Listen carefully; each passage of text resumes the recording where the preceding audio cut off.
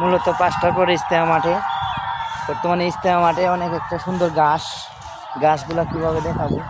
আসলে আমরা ক্যামেরা নিয়ে আসছি, ওই যে আমার ক্যামেরাম্যান অনেক দূরে, তাই ক্যামেরা দিয়ে আমরা মোটামুটি কটা পিক তুলবো। আর আশেপাশে অনেক সুন্দর একটা দৃশ্য।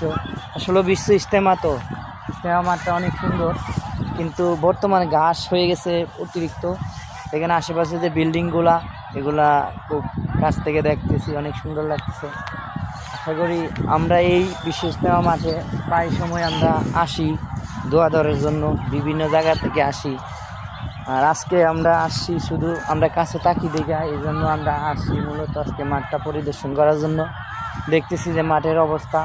আসলে আমরা বর্তমানে যে মাঠে আসছি, মাঠে প্রচুর মানুষ খেলাধুলা করতেছে। দেখেন বিভিন্ন জায়গা থেকে আসা মানুষ ফুটবল খেলে। আমরাও মাঝে মাঝে আসে খেলি, কিন্তু আমাদের লোক কম দেখে খেলতে পারি নাই, তাই জন্য আজকে আসছিলাম মাঠের অবস্থা দিয়ে গেলাম। আসলে অনেক সুন্দর মাঠ।